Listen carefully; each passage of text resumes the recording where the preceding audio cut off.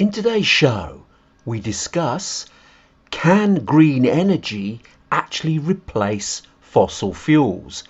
We have the debate with two special guests. And now, the TNT Talk Show, daring to go where other podcasts fear to tread.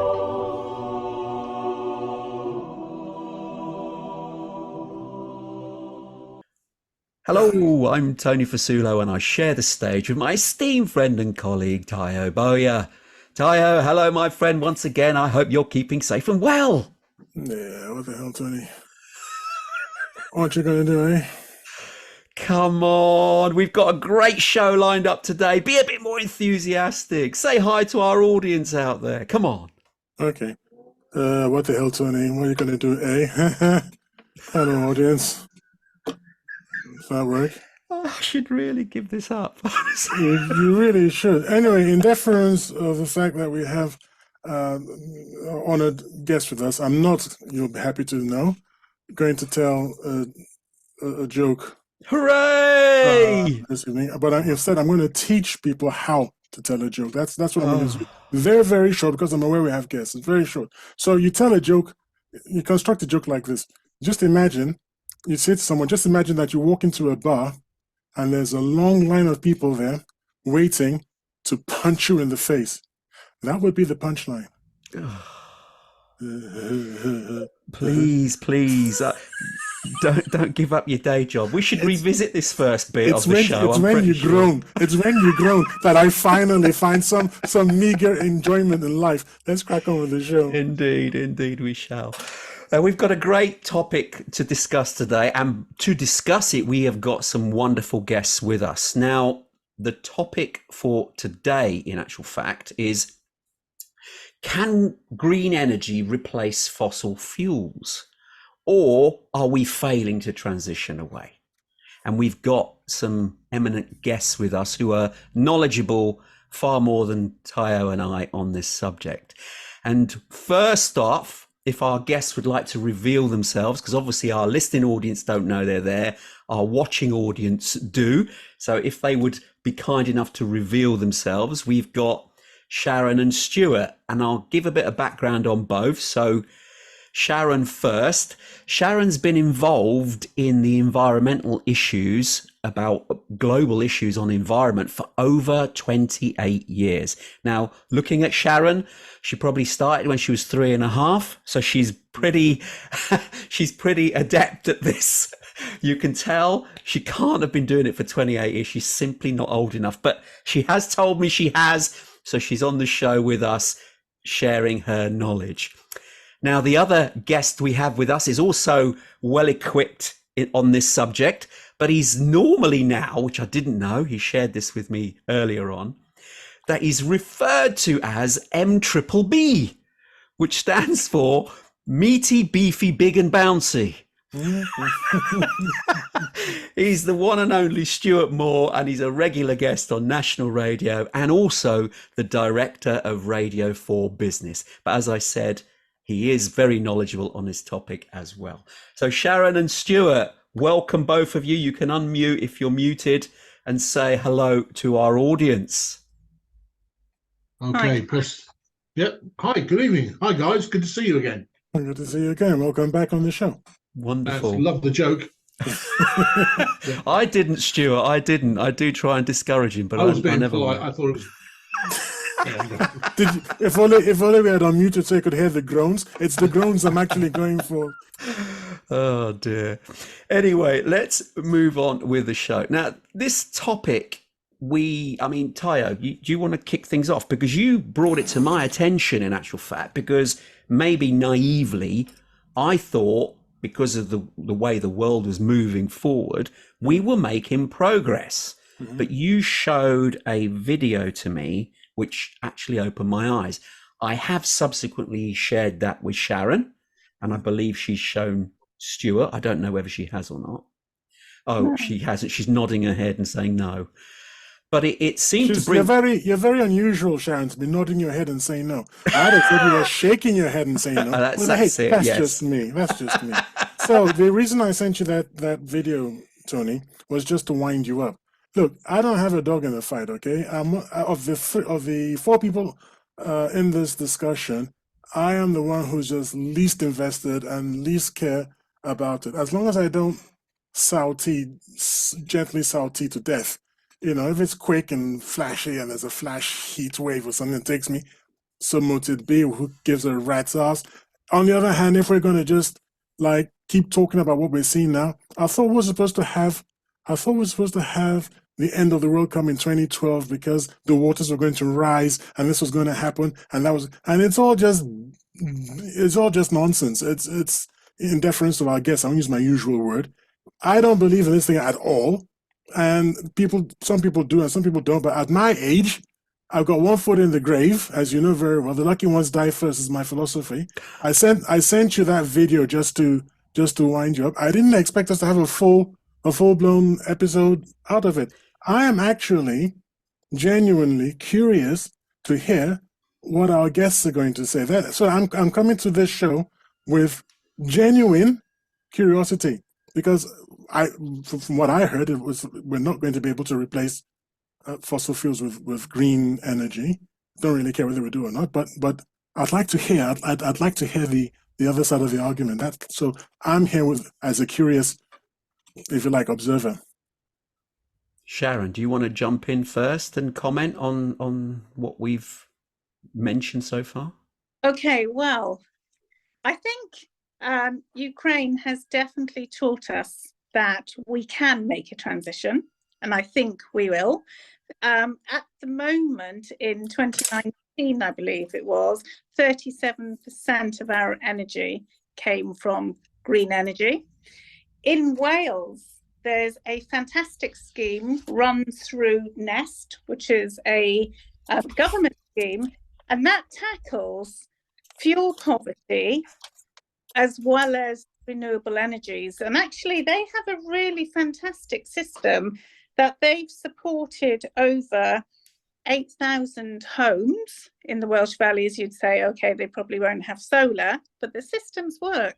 And rather than just paying money, the £6 billion that the government's paid on supporting people with reductions in their bills, in Wales, they're actually implementing real incentives. They putting in place insulation, they putting in place storage heating, they putting in place the solar panels. So I think we can, but actually just funding everybody to have money off their bills, we're never going to get there. Stuart, do you have anything to add on that? Yes, to be honest with you, I think the answer to your question is, which was, can green energy replace fossil fuels? The short answer to that is yes, but that doesn't make a program. And in saying yes, there are some very big buts in there, very big buts. And unfortunately, most of it goes down to the people that are handling the transition to get rid of fossil fuels and the madcap schemes that the government are spending billions and billions of pounds on, which are nowhere near energy efficient. Sharon's point about the 6,000, was it, homes in Wales? 8,000. Yeah, which was very good. That's 6,000. I wonder how much it cost them. Any idea? Because at the moment, according to my other screen, in Wales, there are 81,700 homes. Yeah. So 2 years in, having 6,000 done is appalling. Yes, but this is only for the people who can't afford. It's a pilot scheme. Out of the 16,000, 8,000 homes were covered, but these are only for the people who are disadvantaged. And I believe that the government should be rolling it out to everyone, because they've just put £6 billion into funding the energy companies where they've increased their prices. We should be looking at alternatives.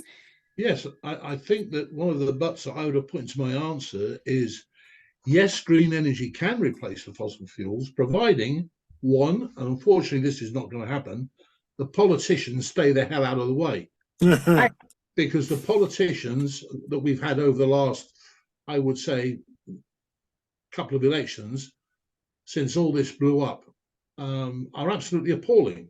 They couldn't run a sweet factory in a sweet shop. They are absolutely hopeless.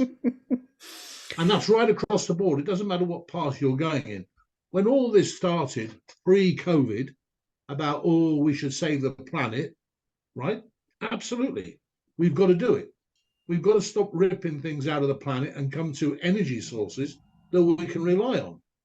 But every time somebody puts up an idea, 50% of the people in government like it and 50% don't like it. Yes. So all they do is have endless meetings and reports and God knows what else without getting on and doing the job. I mean, nuclear was canned.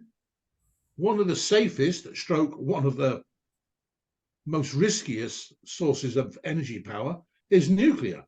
But it takes 20 years to build a station. And the big question is, what do we do with the spent nuclear fuel? It's dangerous. We can't bury it. Of course we can't bury it. But what about shooting it out into space and just letting it go continuously, forever? Can you imagine there are if simple something solutions to big problems, but our government, regional and national, are not equipped and not capable of handling it. Can you imagine if what happened to the Space Shuttle Columbia happened to a load of nuclear waste going up into the atmosphere and it just exploded and went all everywhere? You say it's a simple solution. It's actually one of the most dangerous solutions you can come up with because you never accidents will happen. Not necessarily. On a nuclear reactor, you can break the isotopes down into manageable sizes. Things, for example, the size of a laptop mouse. You can put those in reinforced lead-lined boxes, put 50, 60, 70, 80 of them in the back of a shuttle and shoot it up into space. If the shuttle blows up or the rocket blows up, the canisters on re-entry will probably fall into the sea. If each of them got a homing beacon on them, you can send the Navy out and go and pick them up. But these boxes, like they travel nuclear waste by today, for example, I think it was about 4 weeks ago, a nuclear waste reactor box came down the M1 at 3 o'clock in the morning. Is it not right that they only become dangerous if they get hot? Yeah. No. There's radiation, of course there's radiation. No. But danger, it's to do with the heat. I'm not I'm not an atomic specialist, but... Me neither. No, but it's the material itself, like plutonium, is incredibly dangerous. I mean, just smidgens of that, not even smidgen is an understatement. The smidgen of that in your bloodstream, you're looking at also cellular breakdown. But hang on a second. We're transferring currently nuclear waste across the country. Yeah, and it's dangerous, especially. I mean, it's not dangerous. Oh, we haven't had a nuclear disaster on it yet. Yeah, so well, Chernobyl only happened once, but look at the catastrophe when it happened. It only needs just one. It only needs one incident. Are you saying to me that our nuclear geniuses out there can't find a safe way of transporting nuclear waste? No, they can't, because you have random. And the Chernobyl was not about transferring the nuclear waste. No, it wasn't. Chernobyl happened because the rods went hot. Yeah, and they couldn't. But I'm telling you that it's not necessarily an accident in the sense that you're thinking. You're thinking about something like the truck accidentally rolls off the motorway or something in ice or black ice or something. Yeah, or gets hit by a train. Or it gets hit by a train. I wasn't even thinking about that because I'd hope that they wouldn't get hit by a train. Well, don't forget that. Safer routes than that. But what about a terrorist attack? Well, that can happen now. Can I jump in now? That can happen now. Exactly. That can happen now. And the point is the reason that we're saying it's not safe is because it isn't safe. It only takes one. So should we then, based on that argument of being risk averse, when the whole point of the nuclear industry can provide pretty much a limitless amount of energy, which is clean once it's the actual the site is commissioned, and the new sites that they're proposing now are smaller and far more efficient and more clean and easier to maintain. France, for instance, they're a net exporter of energy, nuclear energy, because they had the foresight to keep their nuclear industry alive. And so they export energy to us in particular and to other countries as well. They don't have a problem. They haven't had any issues with their Nor nuclear does the facilities. West nuclear Africa has the stations that are problem. currently in the UK. West Sorry, Africa has the problem because that's where they outsource their nuclear waste to, isn't it? Sierra Leone and what's the other place? Cote d'Ivoire. Yeah, they So- wrap it up. They wrap it up in boxes that can't be broken. That's why they test them by and then hitting send them it with off to West full- Africa. Why don't they keep it in France if it's so blooming safe? Well, because they don't want it in France. It's too unpopular. You're dealing with politics. Yeah. A lot of the decisions are about politics and them keeping their jobs. Got nothing to do with the practicalities of the world. Indeed. That is, It's like wind farms. Okay. Wind farms, great idea. An ending source of supply because of the wind and sea. Two big sources. The Wind reason we farms, you can't say? develop them, A, they're too expensive, and B, the government told the general publication an outright lie. Yeah. And the lie was, we can do this, this, and this by 2030, 2040, 2050. You don't have to be an energy genius to work out that that is totally unrealistic. We had major setbacks during COVID. They're still saying that the car industry has got to be coming weaned off of petrol by the year 2030. I would remind you that of the tens of thousands of people that have cars, now they run into a problem, but they're keeping very quiet with it. They can't get enough electrical recharging spots. The technology to charge batteries up in a reasonable amount of time instead of 13 or 14 minutes. Nobody would sit in a petrol station and fill a car up. But if you could go in there and go in, plug in, and it fills up, say, in the same minute and a half that you can put a full tank of petrol in your car, whoopity-doo-dah. But Milton Keynes leads the way on electric vehicles, and there is nowhere near the number of outlets that they want. And as a result of that, the electric car industry has fallen through the floor. They're just not selling them. You can pick up electric cars cheap as chips. Well, not that cheap. For our benefit of our US audience who won't know where Milton Keynes is, it's a city in the middle of central UK, just for the benefit of those Yeah, listeners. 50 miles north of London. Yes. They know where London is. They do, yes, indeed. Sharon, you were going to say something. Yeah. Please come in. I was going to come in to say that the government is still investing in nuclear. You mentioned small units. They have invested 700 million into small modular units, and actually a lot of that money was in Sizewell. They still have another 200 million to invest. They're investing quite a lot into hydrogen. Sharon, that's peanuts. It is tiny amounts. You talk about 200 billion. But what's the point she was trying to make, though? Sorry, what's Yeah, the go point on. Sharon was trying to make? Is the government at the moment, going back to the question, can we move to a green energy? Yes, because they're already looking at, just in innovation, £1 billion. So they're starting to put money in. I know you're saying it's a small amount, but that's a 99% reduction compared to how much this tech costed in 2010. So the cost is coming down and they are investing. So going back to the question, as long as we keep investing, as long as we're being more innovative with companies like Ripple, you mentioned wind farms. Ripple has got 3 wind farms, which is community owned, fantastic idea. Then I think there is a chance that we can move away from fossil fuels. There Okay, is- you mentioned the research, Sharon. This Yeah. is from the IRENA, which is the International Renewable Energy Agency, published last year, in November last year. And I quote, a recent study by the International Renewable Energy Agency found that the world could reach 100% renewable energy by 2050. Yeah. All right. That's 30 years away. At Yeah. a cost that is comparable to or even lower than the cost of continuing to rely on fossil fuels. Yes, I agree. But nothing to back it up. Can you imagine the struggle of getting India, China, Africa, South American countries, North America and Europe away from fossil fuels by 2050? That is as stupid as saying we'll convert all cars to electric by 2030. They're still saying it, and it's 7 years away. for God's sake. It is ridiculous. Can I also add that there's one little oversight amongst all of this? In order to meet those targets, we have to source critical minerals which are needed for all these renewable energy Yep.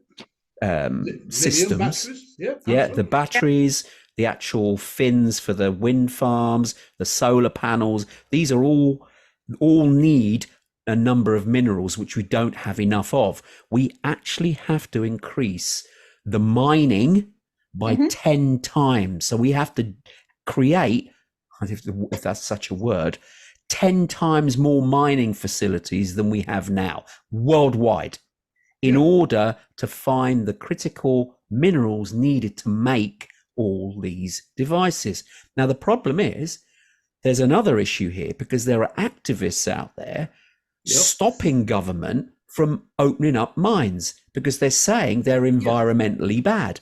But you've now got into Africa. You've now got a problem because if you're not allowing the mines to be built, how are we going to extract the minerals in order to make the renewable energy tools that we need? So government, because they're being thwarted by activists, are actually using the excuse as well, we can't dig for this stuff, we can't make them, so we might as well stick on the original fossil fuel. The whole point is it's not achievable. When I worked in Kenya, I was talking to a guy from the trade commission out there, and he was saying that past governments in Kenya have sold mineral rights to large swathes of his country 3 or 4 times over. And the minute you get a company that wants to go out there and say, right, we will pay you 30 billion and we will invest 60 billion in drilling and getting it out of the ground, right, which they haven't got the equipment to do that that's run by electricity or anything. It's got to be fuel, oil and petrol led, if you like, these big drilling machines. And they said, but we can't do it because then you're into a political fracas. You get a political fracas, my God, the local county council in Milton Keynes, God bless their console. Oh, well, our government is a great one. If it takes them, 2 months to sort out whether Boris Johnson had an illegal party or not, and have spent £4.5 million doing it, how long is it going to be before the people in power and the people that do things can walk into Kenya and say, right, we will start in 3 months' time? They won't. It'll take 10 years to sell anything. So what we saying? Are we saying, I'll use a Teoism here. Teo, I hope you don't mind me using this. Are we doomed? Oh. Doomed, I tell you, doomed. In our lifetimes, we've just got to be lucky enough that something breaks. Countries cooperate. I mean, you can't even get the EU to agree on anything. We can't get Northern and Southern Ireland. There are steps to be made, and it does take time. I think the pup is sold, and they're great ideas, wind farms, and all this electrical and everything else like that. They're great ideas, and they are achievable, but not in our lifetime. Certainly, probably not in this century. You're looking at 100 years down the line. Okay, Sharon. Yeah. Based on what Stuart is saying, if that time frame is actually true, that we can't really make enough inroads on our climate in the next 30 years, when in reality it's 100 years, based on your experience and knowledge about the whole climate side of things, is that meaning our kids are going to be in a almost doomsday scenario? Right, let me just pull up, going back to what Stuart said about the global picture. Yes, I completely agree. 84.3% of all energy came from fossil fuels globally in 2019. So actually, on your scenario, yes, we've got a massive problem. And really, we've seen it for a long time, which is why I became an environmentalist. And it's bizarre, but I can't think that far ahead because it scares me. That's why I can only look at what I can do in the UK and try and make an impact and try and have conversations, very uncomfortable conversations, to try and see whether we can get people to make a change, because absolutely, things can be doomed. I mean, if we think about AI, they're saying in 2 years' time, you know, we're all over anyway. Yeah. Well, let me ask you Well, this, you see, Sharon. I want Okay. some numbers. I want some fact. Look, I'm a facts Yeah. and evidence man, as I like to say. Yeah. So I'm not hearing what the sort of things that I wanted. I've shared a link with Yeah. Tony, and I hope you'll find a way of sharing it with you so that maybe you can have a quick gander whilst I'm speaking. Apparently, in 2018, America, this is North America, the USA, basically, the Americans consumed 3.9 billion megawatt hours in 2018. Yeah. And someone has done the mathematics and worked out that if you're talking about 1.8 megawatt wind turbines, which is what I believe Stuart was talking about earlier, so talking about wind turbines, in order to satisfy that demand of Yeah. 3.9 billion megawatt hours, you would need 14 million wind turbines. Yeah. Yeah, I'm not saying that wind turbines That's are a solution. 15 billion tons of Yeah. steel, Yeah. concrete, and other things. But And we you think need- about what it's going to do to the eagles, the hawks, the bats, and other species along the way. So when we're talking about replacing stuff, let's look at some hard numbers. It's like, if this is all very nice and all, it's so nice, we're going to have wind turbine. Yeah, but you've got to. who's going to pay for Mateo, this thing? Where's it coming Mateo, from? you've Excuse got me. to have a strategy, Hang on, mate. hang on. Okay, okay. Because you can't answer if I haven't finished making my point. Okay. So where's all this money coming from? How are you going to do the investment? Good question. How safe is it going to be? And Good question. by the way, 14 million of them, where are we going to park these things? This is America. Okay, you can park them in the eastern seaboard. Is it going to interfere with the fish or what? What's the story here? I mean, So- concrete facts. So what's the chance of getting this done with all those things you brought out, which are all absolutely valid? This country so far spent 2.5 years discussing the value they put on carbon. They haven't even got that far, and that's the baseline. Yeah. The baseline is, what value are we going to put on carbon? And they need a strategy document. It's like running a large company. Here's the strategy. No, we can't have 14 million and produce steel for 14 million wind turbines and everything else like that, right? But we have a combination. But every time you come up with a combination, can the sea be utilized? The wind can be utilized, Yeah. but it has limited amount, very limited amount. One of those big tall towers with the big 60-foot propellers on it produce, if they're going full chat and they don't catch fire or blow up, which they've got a reputation for doing, they can provide power for about half a dozen, maybe 30, 40 houses. So you've got to think to yourself, these are our problems, let's segment them out. We can put wind turbines on the mountains in, I don't know, Scotland and Wales, but then you've got to go through all the planning garbage and people objecting and protesters there. You can turn around and say, you're not building a nuclear power station near where I live. Yeah. So the people, you've got to get the hearts and the minds of the people. Will we that's get what will we get government says. serious when the danger is approaching? Like What COVID. danger? Well, let me explain. When COVID started to ramp up and people could genuinely see the danger approaching, we moved heaven and earth. The government removed the roadblocks and started to move forward with putting plans in place. Some would say that was like it's just in time philosophy, JIT philosophy, which is not great because you're doing it literally at the final hour. We don't want to get into that situation with the planet heating up. That's the only way people will take it seriously. Well, that could be the only way. Out, yeah. Then you've got a problem.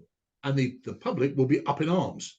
And the Well, government will react. It'll all be knee-jerk reactions. It's been shown so many times in the past. I can list several cases like that. COVID was one of them. Nobody took it seriously until the government said, stay at home, do not go to the office. Then all of a sudden, everybody decided to do things about it. Yeah, but the barrier we have is the government, and we spoke about planning, but it's all around being able to get licenses to be able to install the renewables. Some companies I spoke to a couple of weeks ago, they said it would take 10 to 12 years to be able to get permission to install the larger renewable energy units, which is crazy to export it back to the grid. To me, government is the barrier in all of this. 12 years to get the actual license. Yes. There's processes. Yeah, to export back to the grid. And to me, that's a failure in this, because there's so many different solutions now. We can have fence panels that's covered in solar panels, cladding on buildings. You can put them into batteries, but then what happens if you've got too much and you have to export it back to the grid? And that's the barrier. And it just goes back to planning. It's absolutely crazy. Well, there's no joined up right in here. This really addresses the question of, this isn't the sort of thing that I was expecting to hear. This is more about, can maybe the UK do it? I'm talking about the human race. Can the human race do it? Let us say that, what I'm trying to say is this, that look, from my point, from what the video we're talking about and everything, the gentleman's assertion in that was that the human race cannot do it. Even if government was working properly and everything was going along properly, it's physically impossible to create the things with the equipment we need to replace fossil fuels. This was the guy's argument. Well, good, because then we're not on the same page, and we can now have that discussion. This guy's claim, for instance, sort of thing I was reading out about the 14 million wind turbines, and I mean there are other horrific figures that you look at and you go, well, I didn't think about that. You need a couple you need about 2 or 3 million turbines if you're going to stand them in the sea turbines for the deep water turbines. You're going to need, and then like the guy says, this was America. Remember, it was America was talking about that. The 3.9 billion megawatt hours was in America. Says, okay, so you put them in the coast of Florida and everything, and then the Category 4 hurricane comes along, which it does, and it blows them all up, and then you're back to square one. No, but that's part and parcel of the building process. They do build these with the climate and the weather in mind. They're not just built and popped up. They do actually have to maintain them, make sure that they're strong enough and robust to withstand that sort of stuff. So that's you're going to get those sorts of terrible weather events, but they do. I see a light at the end of the tunnel. I do see a light at the end of the tunnel. If somebody had carte blanche, if somebody said to me, right, you have carte blanche to solve our energy problems for households and industry and businesses, and we'll give you 30 years. The first thing I do is encourage everybody to go with recycling and redoing all that to help. Yeah. It's a chip. Yeah. Right? If you look at a mile, it's a short step, but at least they're interested, they're part of it.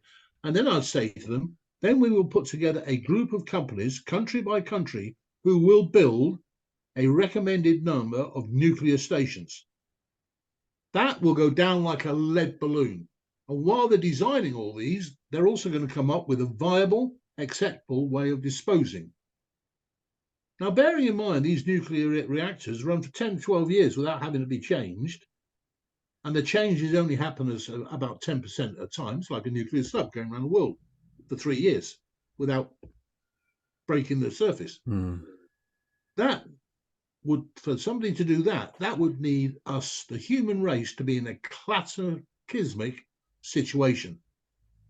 We have no lights, we have no electricity, industry is broken down, there'll be fights and riots on the street, millions will die. It's what they call an apocalypse. It's an apocalypse. Like you would have now, Russia's having a go at Ukraine.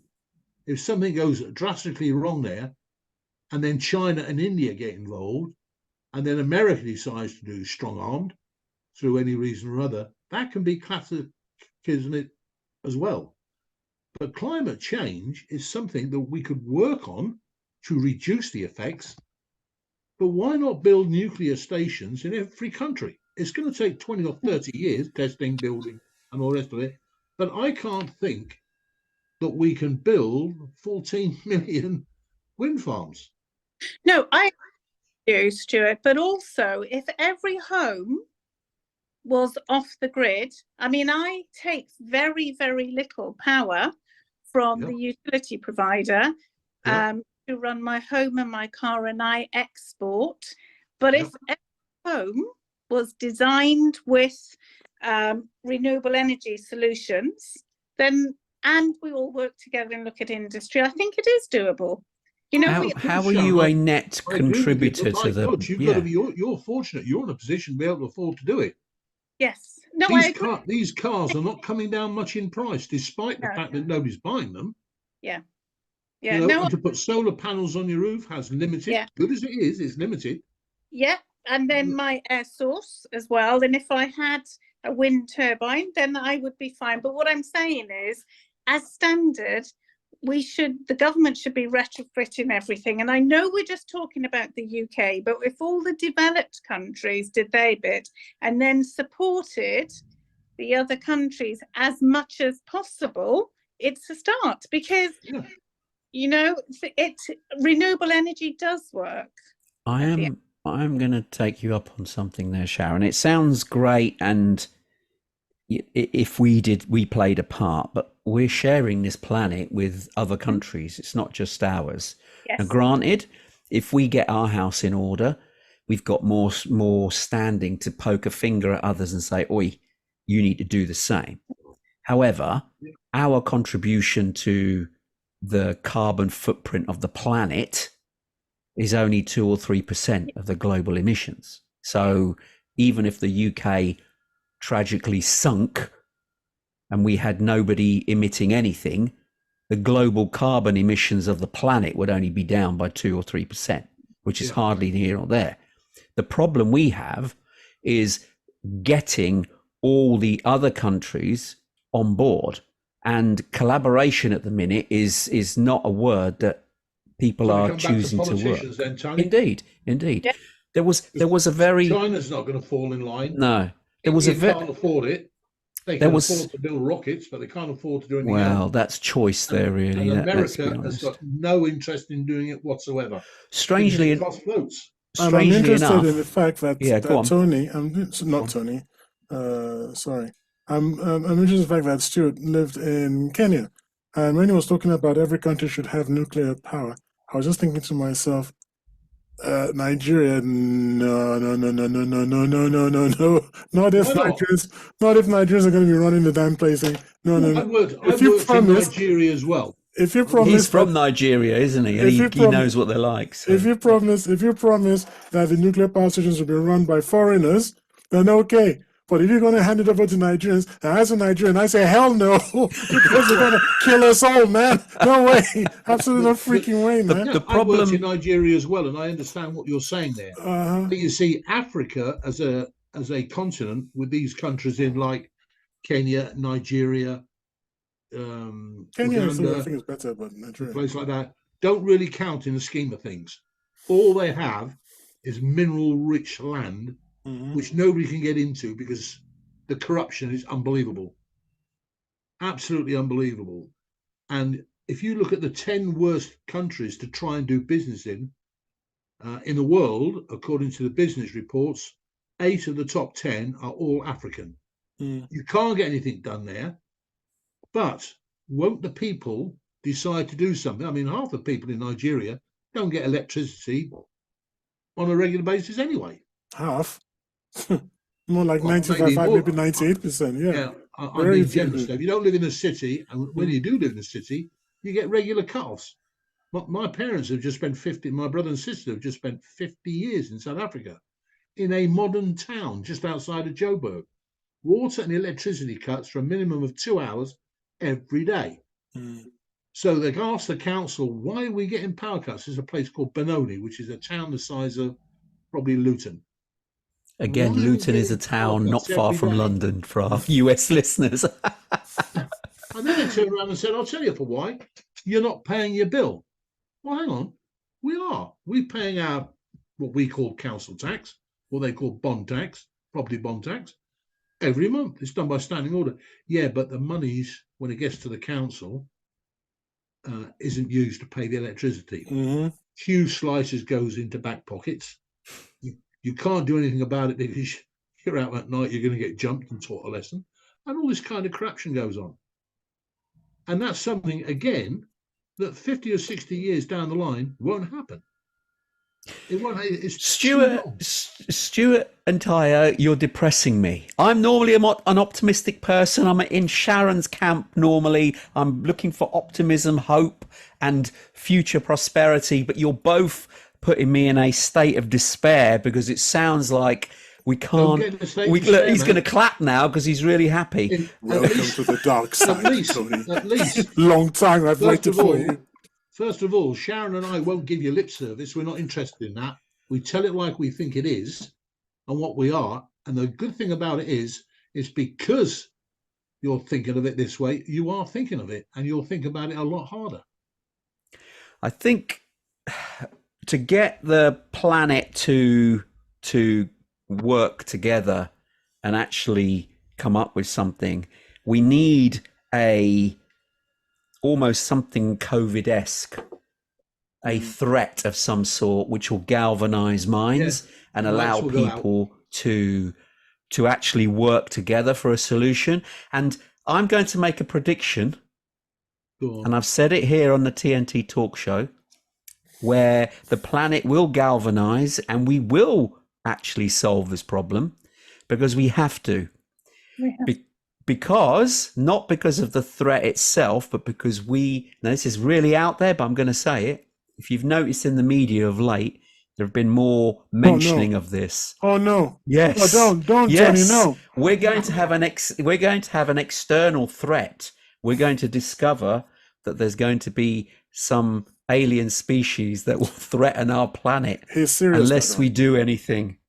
And this will be one way of galvanizing the planet, us humans against a third party. We don't know, do we? We don't know. But I'm just throwing it out there. What I do know is this: if it translates into business, when you get to a cataclysmic situation and then you get on board, like let's say all the lights go out and we got no chance of getting power from anywhere unless we build or we do something, right? We are in industry stops, business stops, people can't get away, can't get food, riots on the streets and all that kind of garbage, right? To work from that situation, to try and put it right, there will be major mistakes, major bribery, major corruption, major crime. People will die by the hundreds of thousands. The thing is to say, we know this is going to happen, not in your lifetime, not in my lifetime, maybe not in Sharon's children's lifetime. But by the end of her grandchildren's lifetime, they should have made some steps.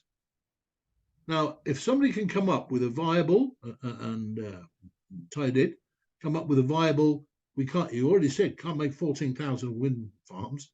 Undersea tidal power is still in its infancy. We're not allowed, fracking is out of the question because nobody wants fracking on their doorstep. They've got this, they've got the other. The poor old worker in the street are doing his bit. They're recycling. They're using recycled paper.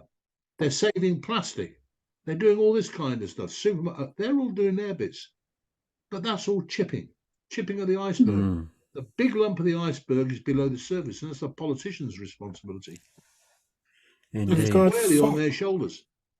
You've got 40,000 this is from a website called climatechangedispatch.com. You've got 40,000. I've just sent it to both Sharon and Stuart actually on WhatsApp. So excellent. You've got 40,000 Congolese children who are mining cobalt just for today's cell phone and computers and Teslas. Just for today's. Never mind what's supposed to replace our global fossil fuel thing. And really, I don't think that there's nothing that convinces me in the first instance that fossil fuels are that bad. So that could be a different conversation we might have to have. I think we had that conversation. I'm not sure I'm convinced by that. They're not bad. They keep the lights on. Yeah, exactly. And I'm not even sure that this global climate change thing. Anyway, as far as I'm concerned, jury's really still out on that. All that concerns me is what's Plan B. That I like to have a Plan B. So if I'm wrong, what's Plan B? And I haven't heard all the people on that side of the argument who say there is no climate change. I like to ask them, what's your Plan B for if you're wrong? And I haven't heard anything sensible. So that troubles. Yeah, Totally agree with that troubles me. And until there's a plan B, I think we have to treat it like climate change, is a threat, and then we have to do something about it. My position is this: this so-called green energy, and by the way, I don't count nuclear energy as green because of the waste. And everybody says it's safe, but it's like it hangs around for 24,000 years, man. How safe is that? So, what can we actually really no nonsense do? Assume optimum positions with politicians and all, and governance and all that. Assume the very best. Everybody's on board. There is no corruption. Everything is hunky dory. There are some people who say, in the best of those conditions, we don't have the physical ability, the capability, industrial, mining, or technology, anything wise. We simply don't have that ability to replace fossil fuels. So I want to hear how we can replace fossil fuels, even given. So don't bring in politics or anything. Everything's going to be hunky dory. All the governments are working together. How is it going to work? What are the facts and figures? Has anybody actually got those facts and figures? What about? And definitely not bringing aliens. What about looking at technology to harvest the existing carbon? Rather than moving away from fossil fuels, actually remedying the carbon effect from fossil fuels. So in other words, we don't then have to change all our industries, our cars, and etc. We have some way of taking the carbon out of the air and disposing of that. Then that's safe. That's using technology, and it's also removing the pain point and the expense of having to replace our already established fossil fuel industry in order to not affect the environment in a negative way. Yeah. So really they should be focusing carbon trapping. Yes, removing the carbon, spending technology and investment on that, so that, yes, hand in hand, we try and move across to greener energy sources, but the primary amount should be based on removing the current carbon emissions. Now, I get that if we did do that, there'll be a reluctance for the existing fossil fuel companies to make any improvement, because they'll go, well, we can litter the planet. They're going to clean it up anyway. We want to still encourage them to move away from fossil fuels and move to greener energies. But equally, in parallel to that, we have this technology that actually cleans up the air. That would make more sense to me. Good idea.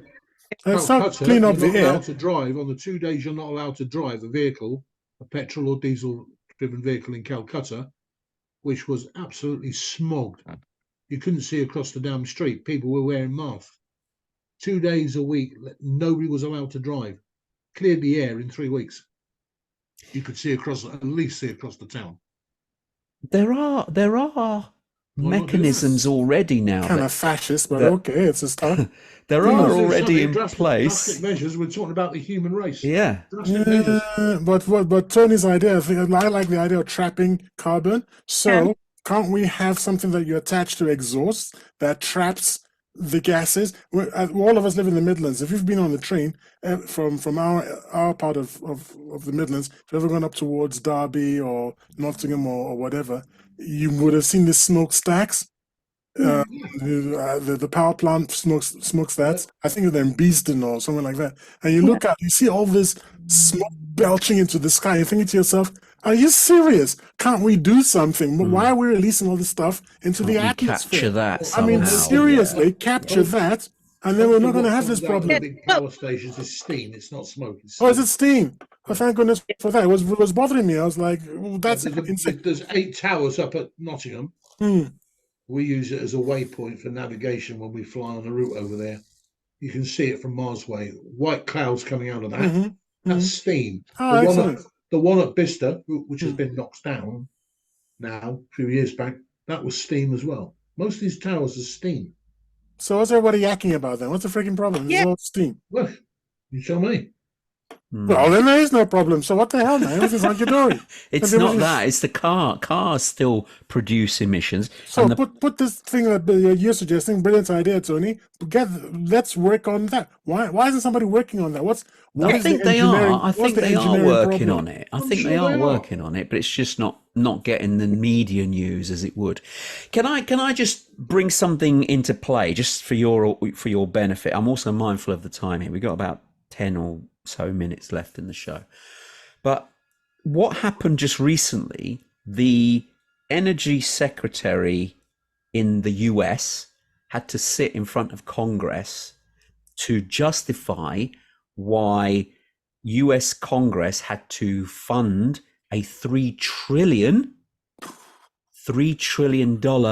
bill in order to produce more green energy sources. Now, one of the senators who were there was challenging him and said, "Look, can you tell me, this is the man in charge of energy in the US." So the senator challenged him and said, "Can you tell me, if we spend $3 trillion on this investment, how much are we looking at reducing global temperatures by?" And the energy guy who was in charge of it could not, and he kept, avoiding the answer. And the senator kept pressing him. He said, "You don't know, do you? You actually don't know if it's all going to reduce the temperature of the planet or not. So we're spending this money without figures." Why is he the US Energy Secretary? Well, You're going to ask, quite frankly, if I called you up and said, "Can I have a meeting? Tony, can you lend me $3 trillion? Right? Pretty sure your question is, yeah, I can afford that. Because don't forget, the taxpayer in every country in the world that pays taxes is a bottomless pit. Our MPs don't give a rat's how much things cost. They just know that the taxpayer will pick up the bill because it's endless money. The first question you're going to ask me is, "Yeah, Stuart, I don't mind lending you $3 trillion, mate, but what are you going to do with it? What are you going to spend it on?" And that's epidemic. It happens in the NHS. It happens in all sorts of things, industry, right across the board. Because where you have money and men, you have ignorance and stupidity and unaccountability and corruption. They're the bywords of most government departments. And we're no different. I'd like to say we're on the up and up. But that sort of fell into not even Scotland can say that now, can they, with what's going on up there? indeed. We honestly can't do it. There are solutions. But the other thing that I worry about and I think about is, are the general public of this country, some 70 million of us, do we give a rat's? Or does only 10% give a damn? Sharon, can you answer that one, seeing as you're close to the nerve points of how people are feeling and operating? Is it as poor a number as Stuart is alluding to, or is he on something there? No, I would say that they do give a damn, but they are concerned about the figures. Stuart has mentioned, or in fact, you mentioned the $3 trillion. The UK has put £20 billion into carbon capture, which you're talking about.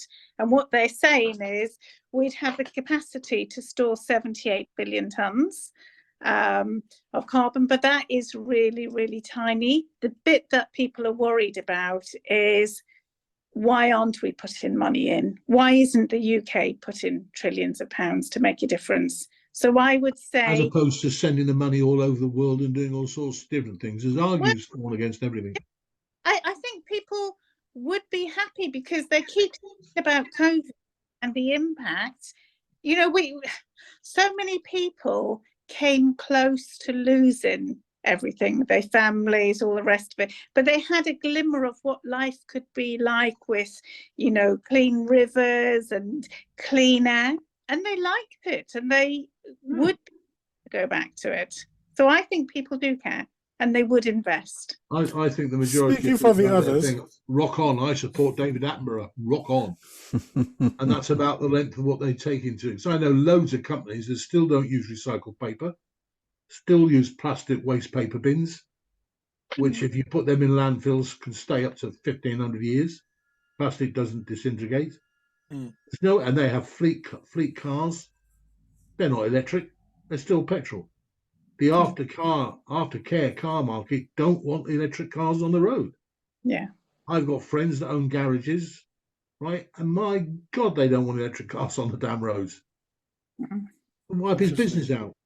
We discussed this actually on a previous show, didn't we, Tayo, about the benefits of electric cars, whether they're viable as a transport medium as it currently stands. And the consensus was they're not. As Stuart was already alluded to at the start of the show, there aren't enough charging points. It takes too long to charge. There's not even enough material out there to make the batteries needed to replace all the fossil Yeah, fuel we're going to go cars. totally electric by 2030, and they still haven't changed that. No, it seems to Politicians are me, lying to us. it seems to me, yes, there's an agenda here. It's like the government are not in this wholeheartedly because they believe that maybe the figures or something, either some new technology is on the horizon, which will make the need to move away less serious. We've maybe got some technology in the wings that maybe needs a bit more development that superpowers carbon capture. Perhaps, I'm hopeful. Or there's evidence to show that the planet maybe isn't warming up as much as they originally thought. So it's a token gesture. Yes, it's bringing in more industry. It's creating more jobs in the green industry. So they don't want to stifle that. Oh, but no. equally, it's only a token gesture because they're not, as Sharon says, putting in the investment that's really needed to make a difference. But Sharon already told you why, in my opinion, when she said that if we did everything we have to do and we ought to do, we'd be saving 2% of the planet's carbon emissions, 2%. So we don't control the outcome. No, but We've if we got to can get get other people. you've got to get other countries' Yeah, agreement to but work you've got with to us. do that. And if the government knows it's not going to happen, Britain has been making friends. Britain has not, the last few years, it's been doing anything but making friends. It's the opposite of making friends and influencing people is what Britain has been practicing. It's teed off the Chinese, it's teed off the Indians, it's teed off Russia. It's just basically it's teed off the global south, which is exactly where you need to make this impact. So you haven't done that. It's a waste of time. You're going to spend money you haven't really got. But We're in debt. We've got 100. Sorry, we've got 100. What's our debt thing now? 100% plus of our GDP. So really, man, I mean, it's not as if money is endless supply. From what you said, I think some politicians realize there isn't an endless supply of this money. It's all borrowed fiat money. Yeah, but it's never paid back. Sorry. The more that a government borrows, you don't have to worry about paying it back. I mean, China owns 32% of the USA's debt on the market. It bought it over a period of years. Yep. So all the money that America owns, something like about 4.2 trillion, they actually now owe it to China. But China doesn't want it back. It's for political pressure. They're not saying to America, you got to send us payments every month of 45 million to clear off this 3 trillion over a period of 5 years. Not like a mortgage. Nobody pays it back. In this country, we're up to what? 2.7 trillion? I didn't even know. Oh, he's talking about dollars and not pounds. I thought it was 1.3 or something. No, pounds. Pounds. Wow. Yeah.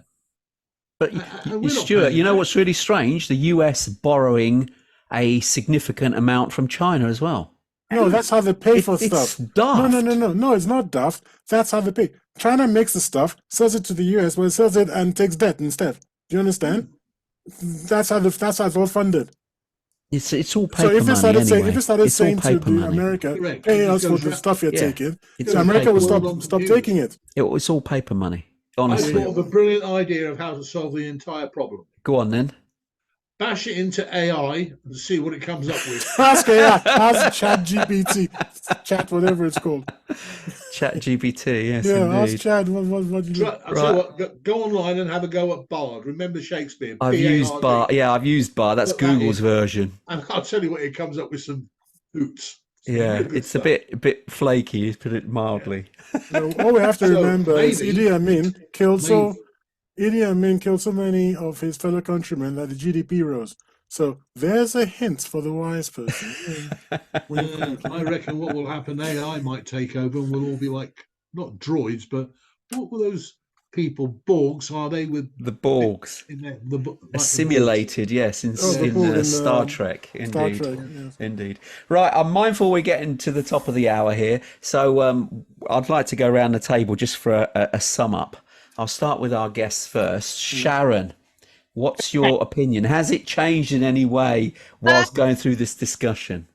I mean, obviously, we'll all end up with climate anxiety if we carry on. I think the solution is governments have to be in term for much longer and carry accountability, because they're in too short to make any meaningful change. And it has to be through innovation. If we look at innovation, we might have a chance. Wow. Stuart, do you want to say what your opinion is? Yeah, I've still got a lot of faith in nuclear power because it's clean, and I know genius has come up with my idea is to shoot it into space.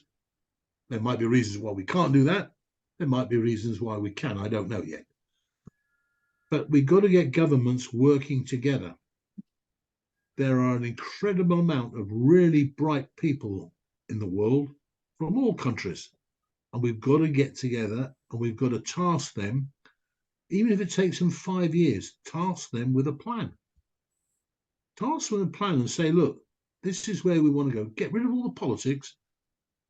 Don't even let them report to the government, because the government are our biggest drain on most things. Yeah. Absolutely. And all they're doing is they're getting paid, I don't know, nearly 100 grand a year for 5-year periods. And I understand that they've got to do certain things to keep their job because they've got mortgages and rents to pay like everybody else and bills to pay. But they are not equipped, they're not qualified to do the job. We've had housing ministers on the cabinet that have never been in the property market. I know. We've had It's ridiculous.